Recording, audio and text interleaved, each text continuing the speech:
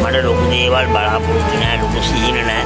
දෙයයන් වහන්සේ මගේ ඉතල ලොකු බරක් උසුලන්න බැරි බරක් තියලා නැති නිසා මම දෙයයන් වහන්සේට ඒකට අනෙක් වාරයක් ස්තුති කරනවා. ඒ කියන්නේ මගේ ජීවිතය අත්දැක නැතුව හරි මම මේ බයිබලයේ සමග ජීවත් වෙන්න මම ගොඩක් මේ කැමතින් ඉන්නේ. ඒ කිව්වොත් මම ජීවිතේ වැටි නැගිටින්නට වැඩිය වැටිලා හිටපු තැනින් මාව දෙවියන් වහන්සේ එකපාරටම උසෝල අරගෙන තිනවා. දැන් මගේ ජීවිතේ නැති කරගන්නවට වැඩිය දෙවියන් වහන්සේ එක්ක ගිහිල්ලා මම දෙවියන් වහන්සේගේ 16 කියලා දෙවියන් වහන්සේගේ සුභාරංචි පතුරවන්නේ කියලා තමයි මගේ මාසාව.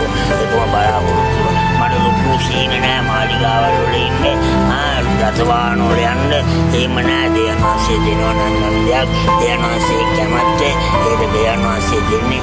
දෙවියන් වහන්සේ ගත්තේක දෙවියන් වහන්සේ චුම්සේක දෙවියන් වහන්සේ තමයි සියල්ල දෙන්නේ. දෙවියන් වහන්සේ තමයි සියල්ල නැති කරන්නේ. දෙවියන් වහන්සේ තමයි රජවරුන් පත් කරන්නේ.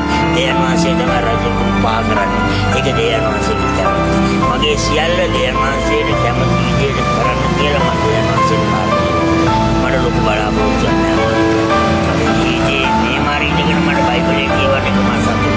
මට ලැබෙන සෑම මොහොතකම මම ජීවත් වෙන්නේ බයිබලයේ.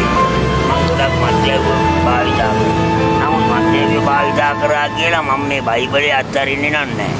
මම මොන ආකාරයෙන් හරි බයිබලයේ බලනවා. මට සෑම මොහොතෙම පැයක් විනාඩියක් පැය දෙකක් තුනක් හතරක් නැහැ. මම කොයි වෙලේ වාඩි වෙලා කොයි වෙලේ නැගිටින්නේ කියලා මම දන්නේ නැහැ. මේ ඉන්නේ කවුද? මගේ පවුල. යා ගුරු දන්නේ නැහැ. මම ගොඩක් හයියෙන් කියවන්නේ යාට තේරෙන්නේ. යාට දැනගන්න. ඒ කියන්නේ එයාට ඇයෙන්න එයාට අකුරු කියවන්න බෑ. ඒ නිසා ඔයා ඇයෙන්න කියනවා. යාට මට ඒක ආශිර්වාදයක් වෙයි. ගන්න කෙනෙක් කියලා දෙනවා. ඒකම බලාපොරොත්තුව ඇවිල්ලා මම සුභාරංචිය වත්නවා. දැන් මං අහන්නම්. දැන් ගොඩක් අය බයිබලයේ ගෙවල් වල තියලා කියවන්නේ. ගොඩක් අය ඉරිදට විතරයි බයිබලේ අරන් යන්නේ. ඉතින් අකල් මට කියන්න ඔයාගේ ඉන්න තත්ත්වයට ගයක් නැහැ. පහරින්නේ වැස්සට දෙමෙනවා, අවුවට පිච්චෙනවා. දවස් ආදායමක් නැතිකොට අඩුපාඩුකම් තිබෙලත් ඔයා බයිබලයේ කියවන්න ඔයාට කිසිම මේ කියන්නේ මේ අමාරුවක් ඒ කියන්නේ ඔයාට මේ එපා වීම නැත්නම් ඒ කියන්නේ පරාජයක් වගේම දැනෙන්නේ නෑ. මගේ ජීවිතේ පරාජය වෙන්න තව ඉතුරු වෙලා නැහැ. ඒ නිසා මම පරාජය බාර ගන්න කැමති නැහැ. දෙවියන් වහන්සේ තමයි ඒක මට දීලා තියෙන. මම කවමදාවත් බයිබලයේ අත්හරින්නේ නැහැ.